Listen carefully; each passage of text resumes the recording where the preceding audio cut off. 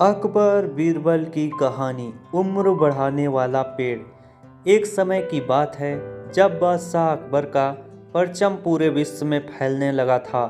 उसी दौरान तुर्किस्तान के बादशाह को अकबर की बुद्धिमत्ता की परीक्षा लेने की सूझी। तुर्किस्तान के बादशाह ने अपने दूत को संदेश पत्र देकर कुछ सिपाहियों के साथ दिल्ली रवाना किया। बादशाह ने पत्र में लिखा था, मुझे सुनने में आया है कि भारत में ऐसा पेड़ है जिसके पत्ते को खाकर इंसान की आयु बढ़ने में मदद मिल सकती है। अगर यह बात सच है तो मेरे लिए उस पेड़ के कुछ पत्ते जरूर भेजें। जब अकबर ने उस पत्र को पढ़ा तो वह सोच में पड़ गए। इस चिंता में उबरने के लिए अकबर ने बीरबल का सहारा लिया। बीरबल की सलाह पर बादशाह अकबर ने तुर्किस्तान से आए सिपाहियों और दूत को कैद करने का आदेश दिया। सिपाही और दूत के कैद खाने में कई दिन बीत जाने के बाद अकबर और बीरबल एक दिन उनसे मिलने गए। अकबर और बीरबल को आते देखकर वो सोचने लगे कि उन्हें रिहाई मिल जाएगी, लेकिन ऐसा नहीं हुआ। बादशाह अकबर जब उनके पास पहुंचे तो उन्होंने दूत से कहा, जब तक इस किले की एक दो ईंट गिर नहीं जाती तब तक आप लोगों को आज़ाद नहीं करेंगे। ऐसा होने तक आप सभी के लिए यहाँ खाने पीने का पूरा इंतजाम किया जाएगा।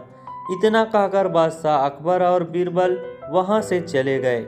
उनके जाने के बाद दूत और सिपाही कैद से निकलने के लिए उपाय सोचने लगे। जब कोई रास्ता नजर नहीं आया तो भगवान से प्रार्थना करने लगे। जल्द ही उनकी प्रार्थना रंग लाई और कुछ दिनों बाद अचानक तेज भूकंप आया और भूकंप के कारण किले का एक भाग टूटकर गिर गया। यह घटना के बाद दूत ने अकबर के पास किले की दीवार गिरने की खबर भिजवाई। यह खबर सुनते ही बादशाह अकबर को अपना वादा याद आया और उन्होंने तुर्किस्तान के दूत व सिपाहियों को दरबार में प्रस्तुत होने का आदेश दिया। उनके दरबार में पहुंचते ही बादशाह अकबर बोले, अब तो आप सबको अपने बादशाह के द्वारा भेजे गए पत्र का उत्तर मिल गया होगा। अगर अभी भी आपको समझ नहीं आया तो मैं समझा देता हूँ। तुम सिर्फ 100 लोग हो और तुम्हारी आह सुनकर किले का एक हिस्सा गिर गया।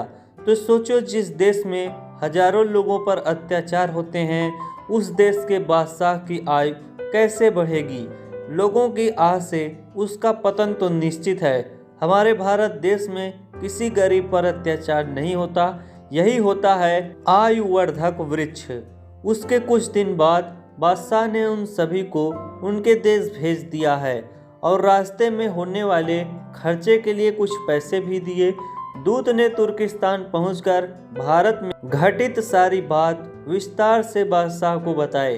अकबर बीरबल की बुद्धिमत्ता देखकर तुर्किस्तान के बादशाह ने दरबार में उनकी बहुत प्रशंसा की। कहानी से सीख।